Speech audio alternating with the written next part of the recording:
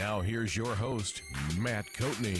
Hey, welcome back to another edition of the Nebraska Women's Basketball Radio Show here on a Monday night. I'm Matt Coatney, voice of Husker Women's Basketball, and the coach, Amy Williams, is with us for the full hour. We'll take your calls, 866-HUSKER-1, 866-487-5371, and we'll talk about what's coming up this week in Nebraska Women's Basketball, conclusion of a quick two-game homestand, and going to have a very special guest on in segment 2. Former Nebraska Women's Basketball coach Angela Beck will be on because she is going to be a TV analyst in your game on Thursday night. Amy Williams, when you were playing for Angela Beck, did you ever think you would be coaching in a game and she would be a TV analyst dissecting your every move? Did you ever think about that? No, I didn't. I could have never dreamed that to be the case when I played for her, and what an absolute honor. It's just a reminder of how grateful I am to be in the position I'm in and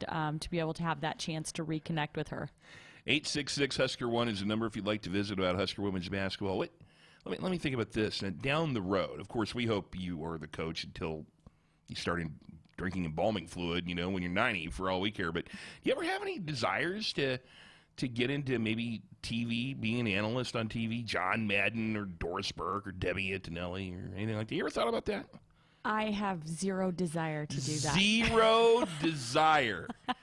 Dun, dun, dun, dun. Breaking news here. Amy Williams says right now she has zero desire. Wow. I have zero But you see, zero I think desire. you'd be great. You have an effusive personality, a great knowledge of X's and O's.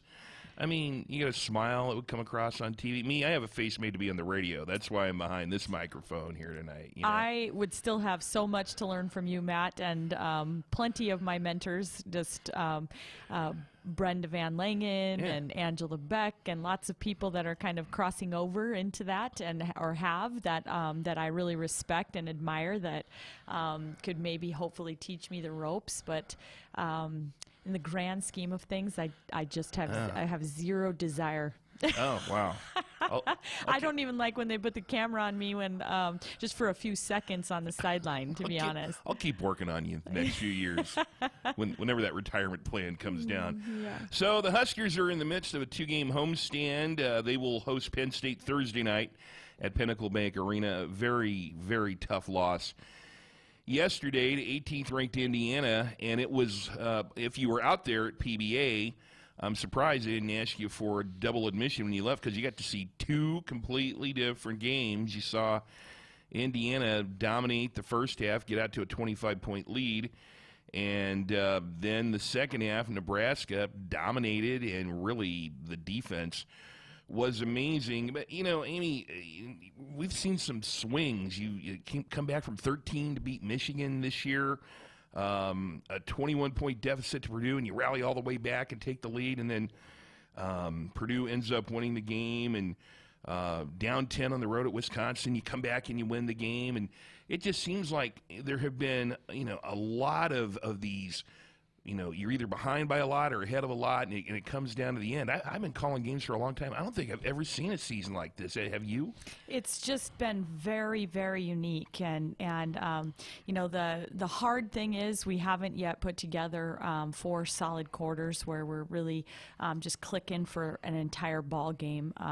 The good thing is that we're continuing to fight. We continue to play hard. I think there's been other examples, other teams we've had here at Nebraska, other teams we've seen, many, many times where you see teams that get down and then they kind of stay down and they end up losing a game. Like maybe that Indiana game, you get down 26-6 in the first quarter. That could be a 30-point blowout by the end of things. And so I like the fact that our kids continue to fight and scratch and claw, even through very difficult times. I think it shows that kind of fighter mentality that we're trying very hard to instill. So that's something that we want to be able to build on. But we know and respect how competitive the Big Ten Conference is, and know that it's going to take 4 quarters to get wins in this game, in this league. Yeah, 866-HUSKER-1 is the number, 866-487-5371 if you'd like to visit with Coach Williams for the full hour here. There are times in which your team looks like a candidate for one of the best teams in the league. There's no way you could watch the second half of that game yesterday and a really good offensive team like Indiana being held to 10 points midway through the fourth quarter just in the half and holding them to 1 for 16 in the fourth quarter, 5 for 30 shooting, with an incredible 17% in the second half, which has to tell you that it's efforts like that makes you think you guys got to be pretty close, don't you think, when you could do things like that? Yeah, I do think so. We feel like that. We've shown in most of the ball games, we've been right there and we've been competitive, and we know that we can be competitive with the best teams in our league. We just need to do it consistently, and the teams that are right now sitting at top of the Big Ten Conference are the ones who are doing it for 4 quarters. I think that early on, you remember last week I was asking you about coming out in the second half, and you had said, we don't want to change anything because we've been successful with what we've been doing throughout the season. We don't want to, look at just these 2 games and say that. Now you've got 2 straight games in which your team had a hard time getting the first basket. At Iowa, your team didn't score for the first 5 minutes of the game. Then yesterday, over 4.5 minutes, and you're down 12-0. It just does it kind of drive you batty trying to figure out, last week we're talking about coming out at the start of the third quarter. This week, we're talking about starting games. It just kind of springs up at different times, it seems, doesn't it? It does. I mean, it has here in this tough stretch. It's just been a few games where we've gotten off to cold starts, a few games where that third quarter has kind of been our hindrance, and a couple games where it's like we really did well, and then at the end just couldn't close things out at the fourth quarter in the end, and so it's kind of just sporadically throughout, kind of different quarters that kind of seem to bug us, but that's something where, just really striving for consistency for a full 4 quarters and a full 40 minutes would really definitely cover that. 866-HUSKER-1 is the number. We'd love to visit with you tonight on the Nebraska Women's Basketball Radio Hour. So you get down 36-11, so you're down 25 points in that second quarter, and Jeff Grease and I immediately looked at the lineup you put out there and went, ooh, we haven't seen this lineup this year. You've got Kenzie Helms, your freshman point guard out of Connecticut, Trinity Brady, your freshman wing out of Indianapolis, and Izzy Bourne, who's been playing quite a bit off the bench out of Australia, out there with a couple of other players. And we had not seen that lineup this year. And then they're part of a 10-0 run that really kind of got you back into the game. So what was your thought in going to that lineup with all 3 of your freshmen at the same time?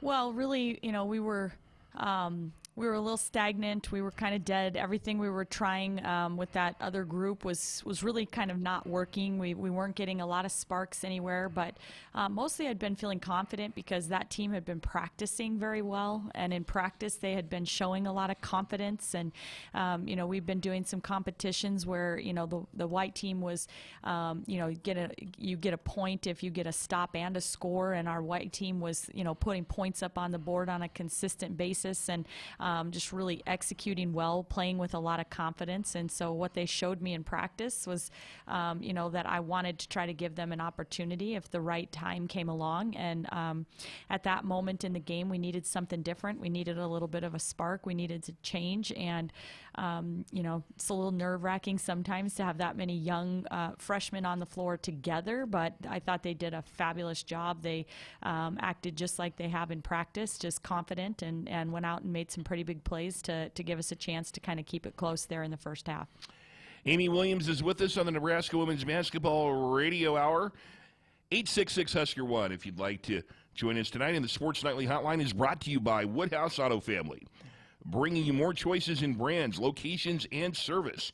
Experience the difference. Purchase with confidence. This is Woodhouse. So we get to the second half yesterday, and your defense was, I'd use the word exceptional in that second half, holding Indiana to just 10 third-quarter points without a field goal until very late in the fourth quarter when Grace Berger hit a reverse layup with 30 seconds left. What, in your mind, was the the difference defensively from half one to half two. I don't think it necessarily was scheme, was it? Yeah, really, I thought we did a better job of kind of carrying out scouting report defense, and we did a better job of kind of containing penetration and being able to take penetration to where we had some help defense. I thought maybe our post defense was a little better, just more aggressive, trying to keep the ball out of Alexa Golbe and Holmes' hands in the low post than we did in the first half, and that helped kind of lock things up. And then, they missed some shots from the perimeter and kind of maybe tightened up just a little bit there, and that helped us be able to pack it in and continue to make things difficult in the paint. See, I think that you put Mackenzie Helms in when Indiana had their backup post in just to make it very difficult for broadcasters like me when there's Mackenzie Helms and Mackenzie Holmes in the game at the same time. Yeah. I'm thinking that, but it ended up working out for you, even though I'm clearly trying to confuse me over there. Only 57 points allowed yesterday, which anytime you get you hold a Big Ten team to 57, you've got to feel that you've got a good chance to win. That's the fewest points your team has given up to a Big Ten opponent this season, but it's kind of bittersweet if you look at it because your team only got 53, which was your team's lowest output of the season. Is there some positives you can take, though, from the defensive effort, especially in the second half, and even though it was a loss? Yeah, I mean, we're going to take positives wherever we possibly can. We'll take positives on the defensive side of the ball from yesterday. We'll take, positives from the second half of that ball game, but there's definitely learning lessons for us in that game all over the place with just our offensive execution, our ability to, just continue to stay sharp and attack mode offensively, and the way we started the ball game, we need to learn from those things. I have been behind this microphone for many, many Big Red Reaction shows with football, and anytime a new quarterback gets on the field, Luke McCaffrey, for example, that last year, it's the shiny new present that gets opened up on Christmas morning, and everybody wants to take it out for a ride. So Mackenzie Helms comes in yesterday, and boom, boom, boom, 3 assists, and she makes an aggressive drive, gets an and one. And so I've had a couple of people ask me today, well, is she going to see more playing time? And, the thing about Kenzie, I think, is she kind of started so late because of injuries in the offseason. So just generally, where is she? Because that was her first significant playing time since Thanksgiving, if you think about it. Right, yeah. And, she was very disadvantaged, didn't get to work out with us all summer, didn't get to, play on our trip overseas, didn't get any of that activity, was very limited early. And so it's kind of just hindered her ability to kind of get comfortable learning and knowing and where she needs to be. And then when you're a point guard on top of that, and you need to not only know exactly where you need to be, but you need to know where all 5 people on the court need to be. You need to direct all 5 people where they need to be. You have to get everybody on the same page. To come in behind in that position and not have quite the repetitions and stuff is such a disadvantage. And I think, but she's been, like I said, I've just been really proud of the way she's been engaged and plugged in practice, and how she's been practicing hard and with confidence and starting to really kind of click for her, I think. And so if she can continue to show that and earn her minutes by being solid on defense and just continuing to do things and not make mistakes and be able to get the ball where it needs to be and be aggressive and be who she is, then I think we can continue to see her role increase. That's Amy Williams. I'm Matt Coatney. This is the Nebraska Women's Basketball Radio Hour. Dorothy Lynch Homestyle Dressing and Condiment is the one-of-a-kind taste that goes with anything. Good for game day or any day. Dorothy Lynch, endless flavor abilities. When we return, we will visit with Amy Gusso Williams, former college coach Angela Beck, who will be on the TV call on Thursday night for the Nebraska game against Penn State. And we'll take your calls when the Nebraska Women's Basketball Radio Hour returns in a few moments. You're listening to Welcome back to the Nebraska Women's Basketball Radio Show here on the Husker Sports Network. Amy Williams is here with me, and our next guest probably needs no introduction, but she's going to get one anyway. She won 191 games in 11 seasons as the Nebraska women's basketball coach, and she led the Big Red to 3 NCAA tournaments, and she coached the National Player of the Year, Karen Jennings. She's been a successful coach everywhere she's been, including the pro level, other colleges. I met her when she was at Bradley back in the day in high schools, and she'll join Brenda Van Lingen as the color analyst on TV coverage of Nebraska's game Thursday night against Penn State. And she also, maybe most famously, coached Amy Gusso Williams for 3 years back in the late 1990s. And so we are so happy to have Coach Angela Beck back on this show. And welcome to the Nebraska Women's Basketball Radio Hour. Coach Beck, how are you? Well, I'm doing great, and yeah, I did coach the Gus. The Gusso. How we doing, Coach? Glad you could join us. Yeah, I'm doing good. Looking forward to seeing you guys when I get there. Well, I'm just kind of fascinated that the TV call on Thursday night is going to have two people with very strong ties to Nebraska, two former people who've been either an assistant coach in Brenda Van Lingen or yourself. How do you like doing TV? How did you get into the TV gig? Because I know you've been doing it for a few years. Well, this is all a feel-good story about Amy, about Brenda, about me. But I mean, it all goes full circle when you do good things. Good things happen. So Amy, being a walk-on and getting a scholarship, and that moment was big in time. And Brenda Van Lingen used to come dressed up in a dress to a bunch of games and want me to hire her to put her on my staff. And she really didn't have any experience, and I kind of let her come and go, and then she'd be back the next Sunday for another game. And so I just decided, well, with that kind of persistence, I'll hire her. And then late in the game, so then she obviously worked for me. And then I wanted to get into color commentating, and I said, Brenda, I gave you your first shot. So will you take me under your wing and teach me how to do all this stuff? And so I went to her house, and she gave me all the notes and put me through like 3 days of grueling, work, so I would do it the right way. And so I learned from her, and I've been doing it for about 5 years. This is fantastic.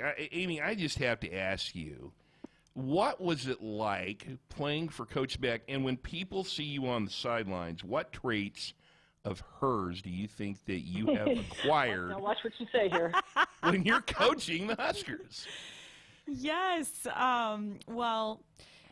Coach Beck, it was really special for me to get the opportunity to play for her, and I'll be ever grateful for the opportunity that she gave me to walk on the basketball team and eventually earn a scholarship to be a part of this, and eventually to have it kind of lead to my profession and what I do for a living. Yeah. And she's just had a huge marked just profound impact on my life and who I am as a basketball coach. But I think, some of the things I remember her the most as is just so passionate, so competitive, just fiery. And I would say that when people see me, stomping my heels on the sideline or grabbing my hair after, an incredible call or play or something, I would say that a lot of that kind of passion and energy and the way that I show that fire on the sideline is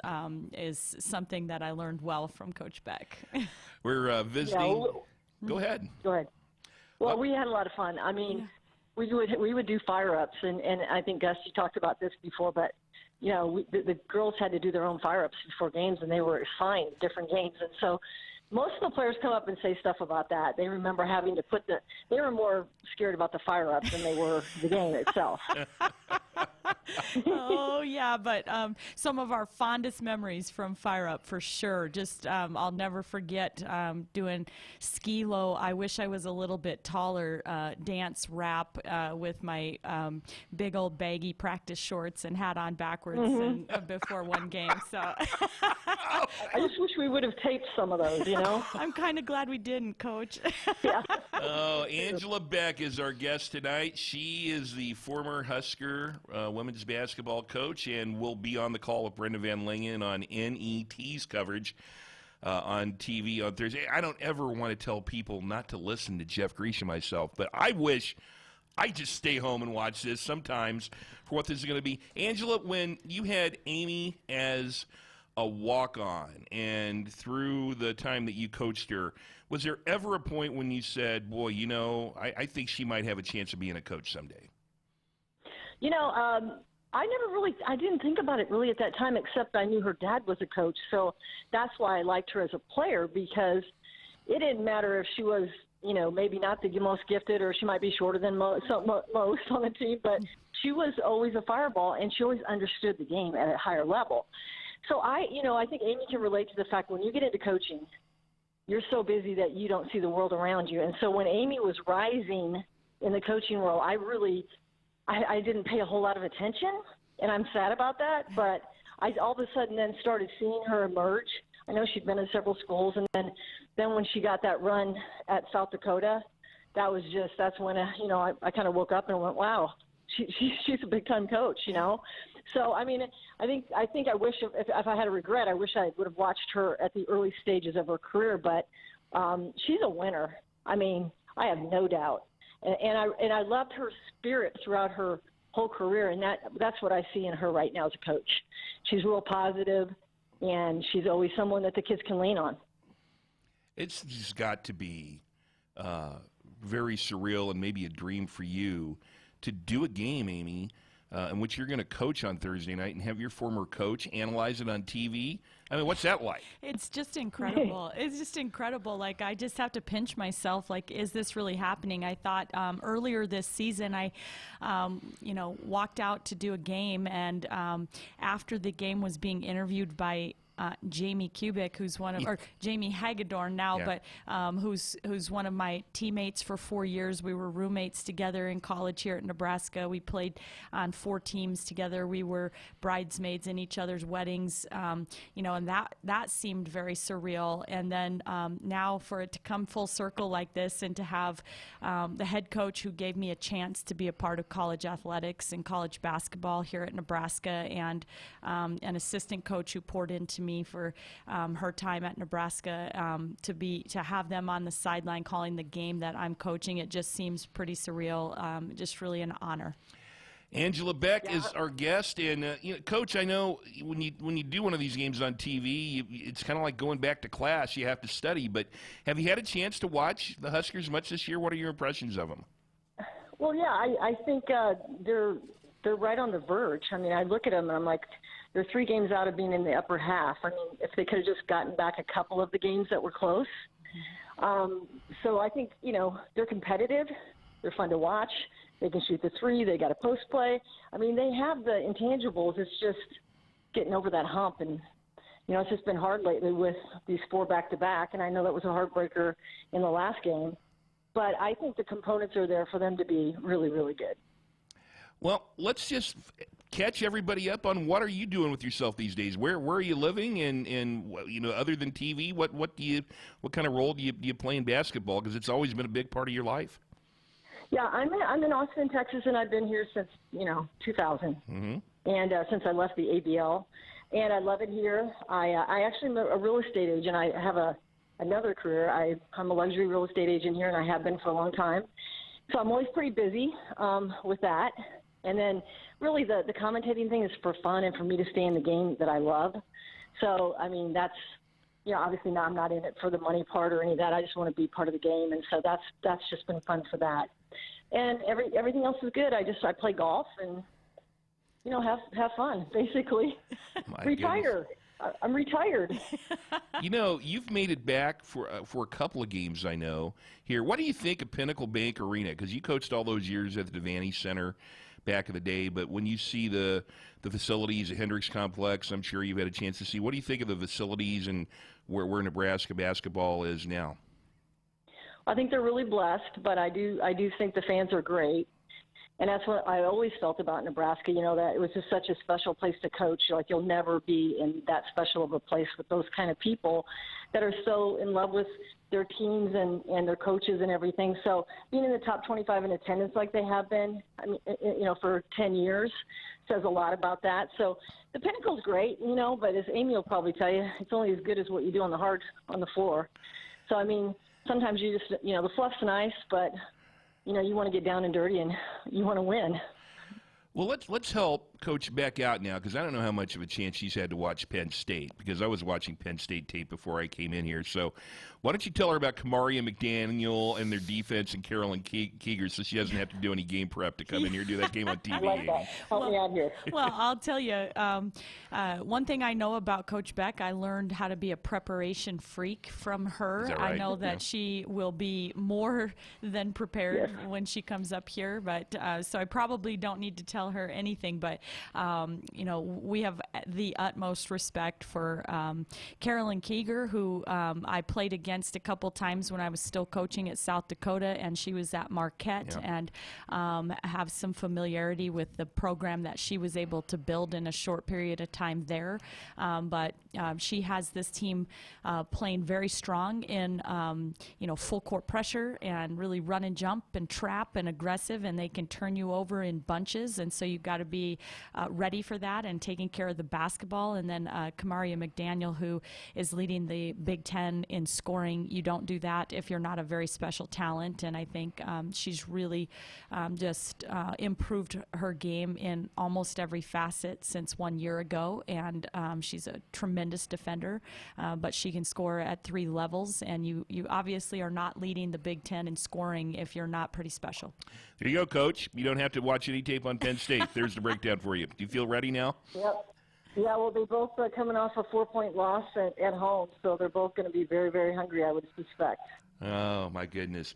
Well, Angela Beck, this has been a lot of fun. If you would have told me back in 1986 at the Regency Intercontinental Hotel in Peoria, Illinois, when I was sitting there after a game that Southwest Missouri State played on Kazoo night at the Robertson Memorial Fieldhouse, in which your Bradley Braves beat the SMS Lady Bears and assistant coach Cheryl Burnett. And you and Cheryl were nice enough to let me sit there and listen to you guys break down defenses after a game, that I'd be interviewing you here in 2020. I wouldn't have believed it. So it's a huge honor for me, Coach. Well, I'm thrilled, and I'm thrilled for Amy, and I'm thrilled to be a part of the program. And I'm so happy to come back and can't wait to call the game with Brenda. So look forward to seeing y'all. No, wonderful. That's Angela Beck. It's been great having you on here tonight, hasn't it been? It has been. Thanks, Coach. Yep. You're welcome. Good luck, Coach. All right. That's Angela Beck. She will be on the call with Brandon Van Lingen on NET on Thursday night when the Huskers take on Penn State. We will have more of the Nebraska Women's Basketball Radio Hour and your calls at 866-HUSKER-1 when we return in a few moments. You're listening to Sports. Welcome back to the Nebraska Women's Basketball Radio Hour. Matt Coatney with you. The head coach, Amy Williams, is here. You can give us a call on the Sports Nightly Hotline. It's brought to you by the Woodhouse Auto Family, bringing you more choices in brands, locations, and service. Experience the difference. Purchase with confidence. This is Woodhouse. 866-HUSKER-1 is the number. That was great catching up with Coach Beck, wasn't it? That was How awesome. often do you get a chance to talk to her or Coach Sanford or any of your college coaches? The great thing is it's been a lot more since I've been back at Nebraska, just because of some of the alumni events and things we've been able to do, and just when we made the NCAA tournament, we were down in Texas, and Coach Beck lives in Austin now, and she came over to our practices and games, and it's just provided more opportunities for us to reconnect, which I really appreciate. 866-HUSKER-1 if you'd like to visit with Coach Amy Williams. Before we talk to Coach Beck, I was talking about your freshman. We talked a little bit about Mackenzie Helms, and she got some playing time and did some good things against in the time she was in there against Indiana. I want to talk about Trinity Brady a little bit, because this is another freshman in which she missed the first 10 games of the season due to the concussion, and she's been getting a lot of regular playing time. And then during that 10-0 run yesterday, boy, she hit a big three, hit a two-pointer. How much different is Trinity's game than maybe when the season started? Yeah, I think she's probably done what I would consider like maybe the hardest job that there is for any freshman trying to transition, because she not only missed a lot of practice time in our preseason action, but she missed all 12 non-conference games.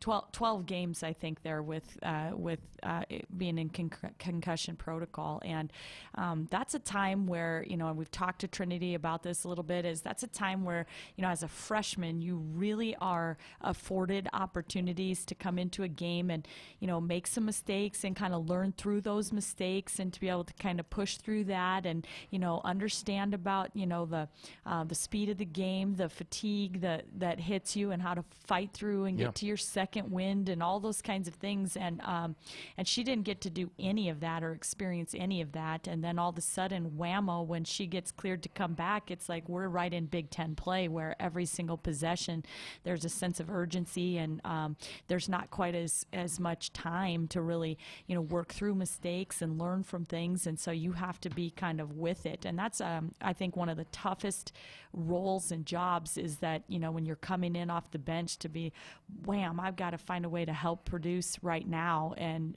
to try to extend the amount of time that I'm out here helping our team be successful. And I think she's just really handled that very, very well, and better than I could have ever expected. And just trying to find ways to learn how to gain confidence in practice, and practice with that same focus and sense of urgency. And but I really like her instincts and defensively and rebounding, and she's just gaining more and more confidence with every week that passes. Your other freshman is Izzy Bourne, who really has become a fan favorite, and just seems like she's always smiling, always around the basketball. Has been seeing her playing time increase, averaging about 6 points, 5 rebounds. She had her parents here the last 3 games. How great was that for her? That's got to feel like a little bit of home was here for her the last few games, hasn't it? Absolutely. Just how awesome to have Trent and Ann come across the pond and to be able to come spend some time. I think, it's just very difficult when you are that far from home. Even just, our season spans so much, and it's so long, and, our kids barely get any time for Christmas break and things like that. But, our kids all get to see their families for Christmas, and Izzy did not get to see her family over the Christmas break. So to have them here for our last 3 ball games really meant a lot to Izzy. I think they're scooting right up to go watch Izzy's older sister Callie play for the her next 3 games. So 1 trip to the United States, and they get to see both of their daughters That's play great. 3 games, and I think just a really fun trip for them as well. It's Amy Williams. I'm Matt Coatney. We'll have more with the coach when the Nebraska Women's Basketball Radio Show returns in a few moments.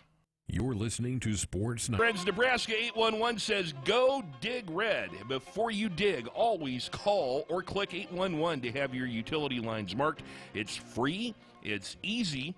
It's the law. This is the Nebraska Women's Basketball Radio Hour, our remaining minutes with Coach Amy Williams. Penn State Thursday night to close out the 2-game homestand. We kind of had some fun with Coach Angela Beck, but in all seriousness, Penn State's record isn't that great, but boy, do they play hard. I was asking one of the officials the other day, who I saw had a Penn State game. I said, what do you think about them? And they said, I've had them twice, and they're a lot better than they were earlier in the season, and they play hard. Is that a fair assessment? It's a very fair assessment, and I think that's one thing you can count on with Carolyn-coached teams, is that she's going to get them to play hard, and she's going to get every drop out of them that she's capable of. And so I think, it's something that you definitely can't look at the record and base anything off of that. Her team is still playing hard. They're still fighting. They things that they're good at, full court pressure, run and jump, at times we've struggled with, and so we have to be prepared for that and be ready to handle that and stay in attack mode against them. I think it's going to be a tough game. We talked about Kamaria McDaniel leading the Big Ten in scoring, but I've been watching Saye Frazier play for several years now, and then Lauren Ebo drew my attention last year just because of her physical presence on the inside. I think she's in a lot better shape as a sophomore now that she's had some experience. So when you start with McDaniel, Ebo, Frazier, they've got some veterans on that team. And then Ebo will be kind of tough to deal with down low, won't she? Yeah, she is a definite physical presence. I think she's capable of, blocking shots and defensively being disruptive inside, but also very capable of being a post presence and just dominating in the paint. And so they've got that, and then they just have a few really talented freshmen that they've mixed in that they are, that are just playing with a lot of confidence and just not a lot to lose, and they're just stepping up and really producing for their team. That'll be a 7 o'clock start on Thursday night at PBA, 6:45 with the pregame here on the Husker Sports Network. Then off to Chicago to take on Northwestern. They certainly will be a tough matchup. They've kind of surprised everybody this year, haven't they? Yeah, they're very talented and play that unique, zone that really has people kind of baffled, and you have to really be able to make shots inside, outside, balanced scoring to attack it.